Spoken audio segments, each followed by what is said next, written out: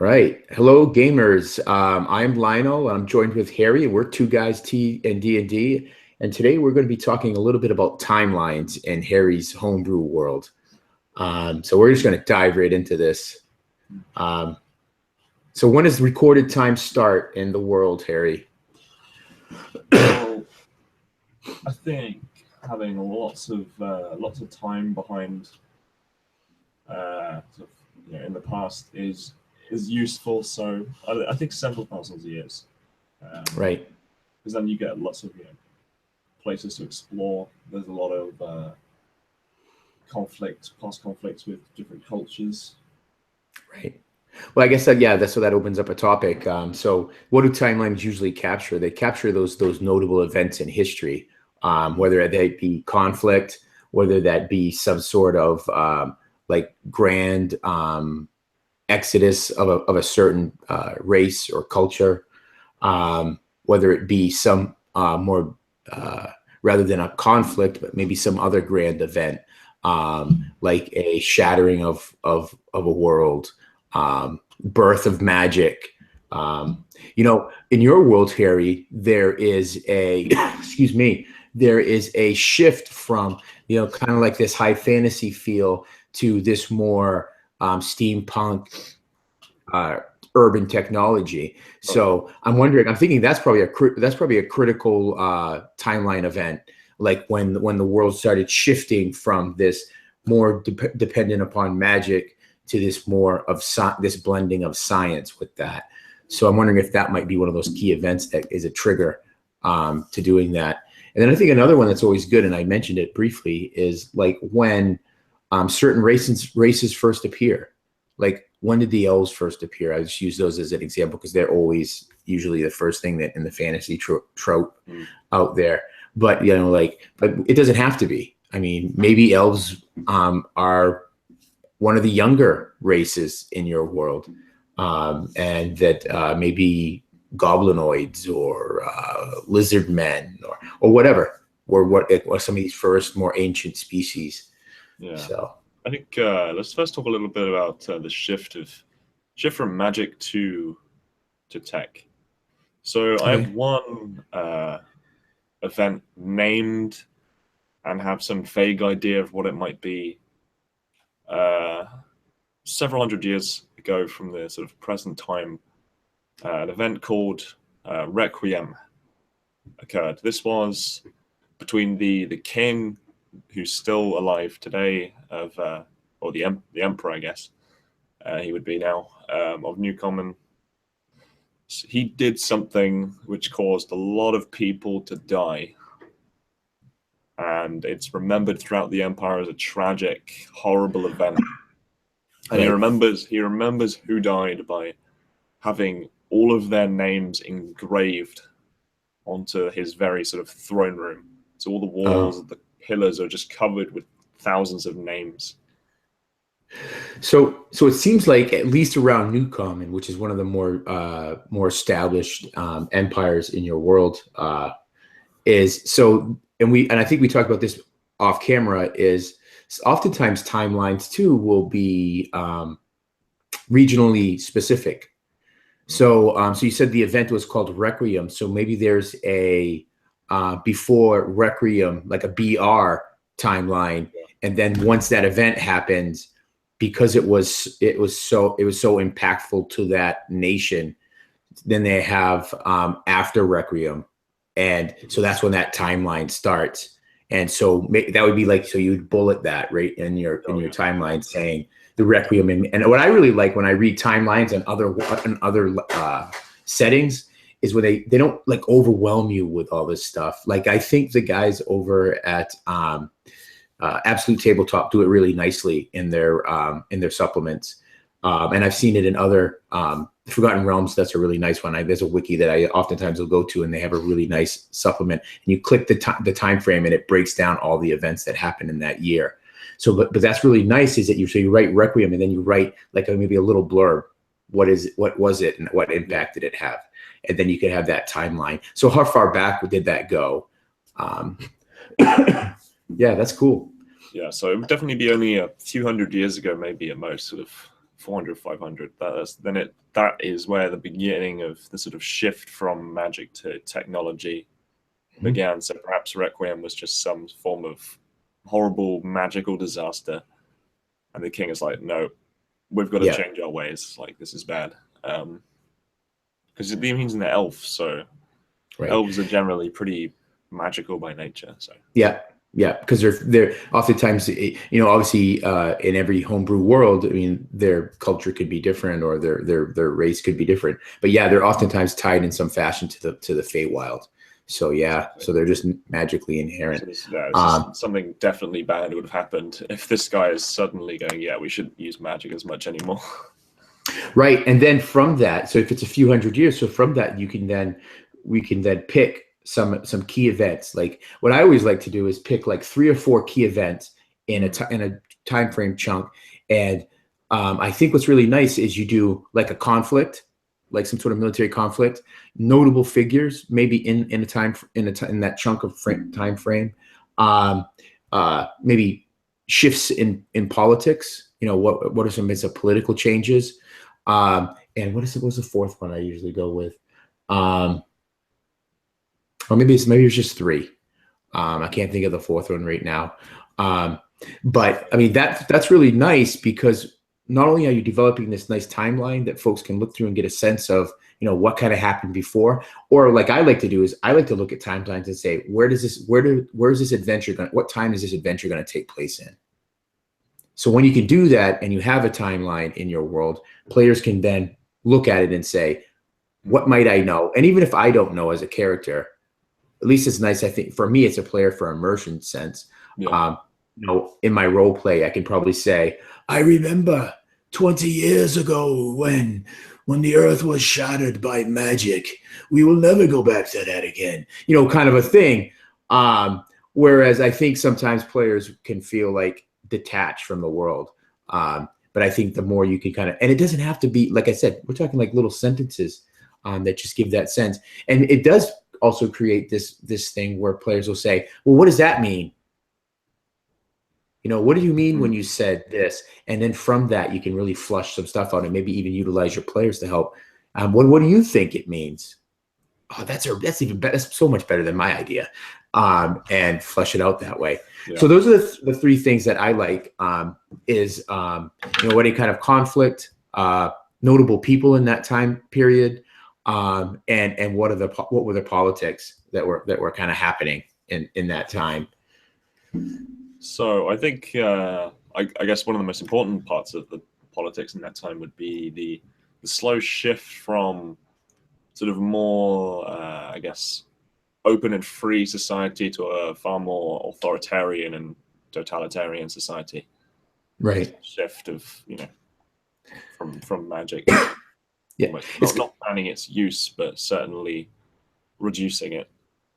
See, and this is what I do. I'm a student of history, so one of the things is I look at history, and you draw from that. Why work harder than you have to, right? So I just think of like I think of like cultures when they've persecuted another culture. Well, magic using type stuff would be that same sort of thing. At first, it would start, and I think of like the Germans with the Jews. At first, it was, all right, well, you can't really own property and you can't really own businesses, and if you have any wealth in our banks, we're going to kind of seize that sort of stuff. And then it went from that to then kind of moving them over to only certain areas in certain towns that they can live in. And then that is then reduced to, well, we're actually going to take them and actually not even just limit them to the town that they're in, but we're going to actually pick them and just move them right away. I'm not saying we would necessarily that would happen with magic, but I'm thinking what first happened is all these laws come out, right? And at first they're not very limiting, but as time goes on, as kind of this anti-magic sentiment grows in New Common, then I think you see this shift of, well, now you have to be a registered mage. You have to be enrolled in one of the schools of magic. Well, now they don't even allow the schools of magic, or only certain schools maybe are allowed because they have certain sway with certain political figures. So I think, just talking about just magic alone, I think you flush out a really good timeline over those from the what would you call it? It was the almost call it the Requiem. to present day. Yeah. So, and then a big key individual, certainly in the city, would have been a wizard, a human wizard called Lysander. He saved the king's life using magic. yep. And in response to that, the king sort of suddenly would have perhaps realized not the total error of his ways of, you shouldn't be banning magic outright, but just reducing its use to a few certain key individuals. So he let Lysander operate a wizard guild within the city, and also minted a sort of a new special silver coin, sort of remembrance of this guy saved his life. Right. So that's something that could be in that timeline. Yeah, you know, I mean, obviously you throw that in that timeline.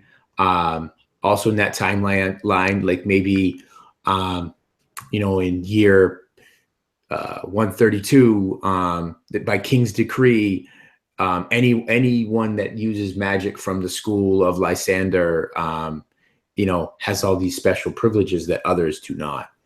Maybe they have these certain exemptions from, like maybe magic users need to register. I think of like the Forgotten Realms. I'm fairly familiar with that, and I know in in Cormyr, any adventurer that enters the kingdom of Cormyr has to register with, and if you're caught adventuring in the boundaries of Cormyr and you're not registered, you would face certain penalties, which could include imprisonment.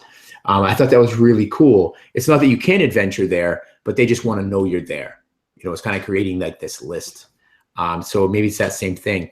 And maybe there's some, and I know we're not here talking about factions, but it opens the door, Harry, to us to maybe talk about then factions. Who are these factions that might be supporting or working against magic? Oh, there's already some factions working against magic I've already built. So notable figures is one. So we have a king. So you have Lysander. So I also think too. So just like I said, there's like these three like areas. Then I would like break it down like conflict.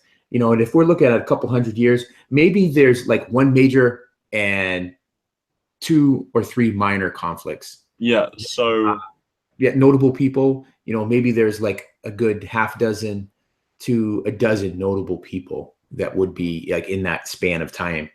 I'm sorry, I cut you off.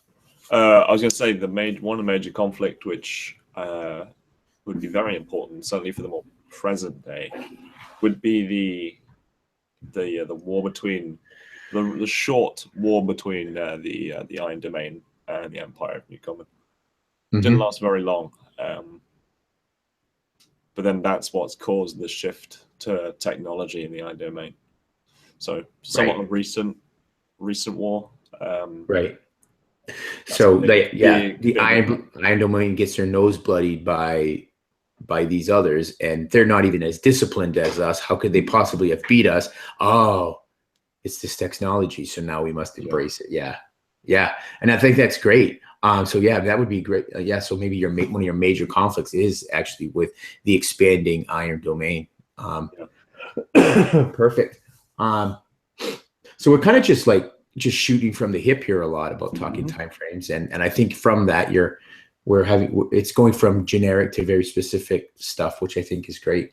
I think one of the things that's also awesome about working with timelines is we don't have to have all the answers right now. It's kind of like when you plot points on a timeline. There's a lot happening from one end to the other, but we don't necessarily have to have all the things that are happening. We can actually fill those things in as we kind of go along. Well, I mean, it's definitely region specific. So what one culture may seem as important, another culture or nation might not think that's important at all. So it's really the sort of the world-shattering events which I'm sort of going for. Right. Anyway, So the big wars between the large empires or big events which change like half of the world, that kind of thing. So going back a little bit further towards the more classical high fantasy sort of tropes. One thing I did do, which I'm definitely open to changing, was having long ago some like lich come down from the frozen north and attack, and that's why everyone loves the king, because the king defeated him. But that's like right early on in the king's life, and there's not that many people alive left to remember it, so it might not have even happened the way people think it does. So one of the things I really love, and I can't remember where in the Forgotten Realms this is, and it may not even be Forgotten Realms. I mean, I've worked in so many different settings in my time role playing. There was this one leader, and what they did is they were the same leader, but what they something, it is Forgotten Realms, and it's Blackstaff. He had an extra long life, and what he would do is he would become his child and take and rule. He would disappear for a while, and he'd come back as I can't something begins with a K, Blackstaff. The name's escaping me at the moment. And also he'd come back and he'd be like, I'm the son of something Blackstaff, and everybody like, wow, he looks almost exactly like him. He's got to be his son. And he would then rule for another 80 or 100 years. And it's really cool. I mean, I like one of those things like, and I think of like Warhammer 40K. You have your Immortal Emperor. If it was light, you could see the poster of him like just over there somewhere. Right. And it does beg the question, like in 40K, is he even alive? I mean, he hasn't moved in centuries, but he's like just he's literally sitting on this golden throne. And I think that same thing. I love liches, and what I love about liches is because of their fact that they transcend time. Yes. But even they can't forever avoid the ravages of time. They evolve they decompose to this point where they're just this demi lich, which is ultra powerful lich. I found there was some homebrew stuff that I found. I believe it was called like something like Dark Arts Compendium or something like that, and within it had a like a big challenge level 30 arch lich. It's badass. Yeah. It allowed a couple of the character options in there. Allowed your warlock patron could be this arch lich. It was that powerful. Right. I'm just gonna find it. It's so cool. So yeah, I definitely want one of those in my world to be, a possible villain. It's just too badass to leave out. I mean, liches are sexy, man. I don't care what anybody else thinks. I think liches are sexy.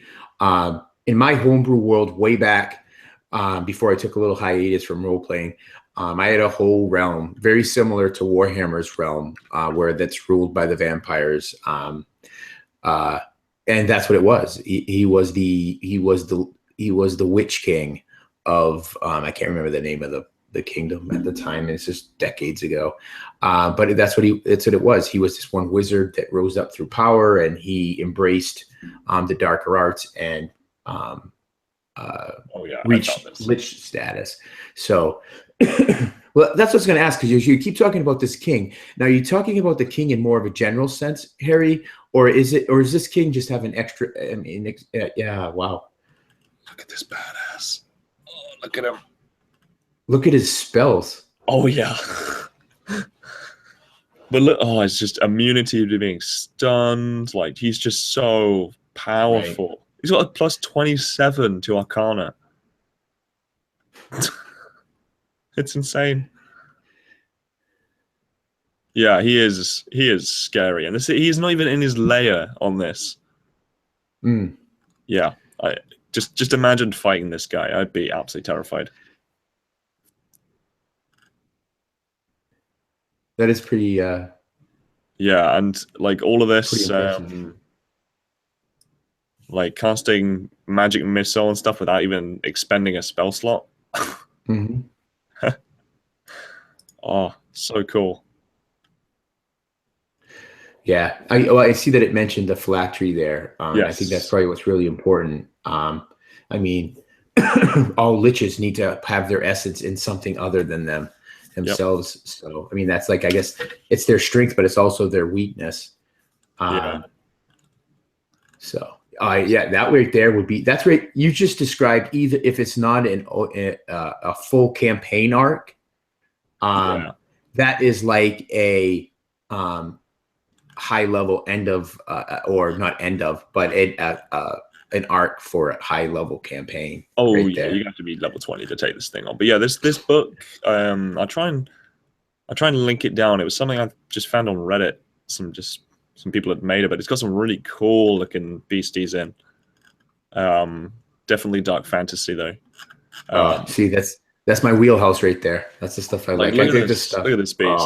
Oh, that looks like Awesome. something out of that Van Helsing movie. Oh yeah, it's definitely got that sort of real sort of Strigoi like Romanian Yeah, vampire look to it. But yeah, there's right.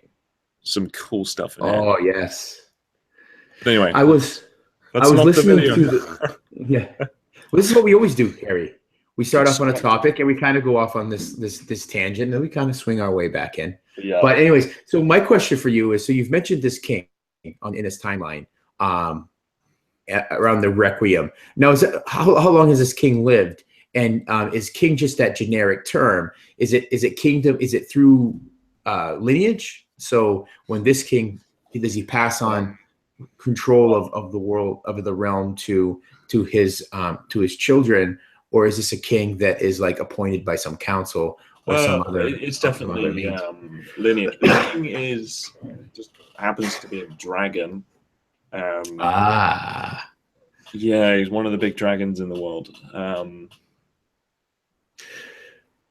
cool. So that So explains. So how does he explain his extra long life to his subjects, those closest to him, right? Because they would obviously see that he does not have a natural life. Like a yeah, I human mean, life is about he takes on the 120 form years. of an elf. Ah, So I mean, he's definitely been reigning for several hundred years, um, cool. and he has adopted a few children as well, who he says are his, sort of biologically. Um, so that's sort of that will do for the moment. But if it gets any more, like well over 600, 700 years, then people are going to start thinking, oh, hold on a So second. again, tying everything back to timeline. So that's great knowing that. So yeah, so he's adopted these kids, right? But Yeah. maybe there's been some time when maybe he's been enamored by some divine, beautiful creature, and he's actually sired some dragon offspring. So when we think of that timeline, where do they then fall on that timeline? And what are their motivations? Mm. Are some of these half dragon kin of his, are they good? Are they somewhere Depends on who in he's. between? Yes. Right. So I mean, that's where I think you can add them to this timeline and then flush that piece out. Does one of these half dragon kin really resent the father because he doesn't acknowledge them? I'm just imagining this king being seduced by a succubus. Yes. You have this half dragon, which is, I think, he's a gold dragon. Yeah, he's a gold dragon. Yeah. Yeah, I thought you had mentioned that before. Yeah, so he's a gold dragon, but also have this very fiendish qualities and abilities as well. Yeah. Blood gold offspring. That would be awesome. He would make a great villain, or she would make a great villain. Oh yeah. Um, having managed to seduce a king and sire some offspring, and then also be a devil. right. It's pretty good. Right. Oh, you can and you tie that right into the timeline, Harry. You add that right into the timeline. Yeah. And maybe it was a one-time thing, or maybe it was something that this succubi had done over a period of time. and slowly kind of won him over. Or I think maybe make like a kind of a excuse me, Excalibur type event where they use magic. He was not of himself when he's used magic, you know, kind of like Morgana does with Arthur, and then they sire what the heck was Mordred. So kind of maybe something like that sort of thing. That would be really groovy. Get that into your timeline.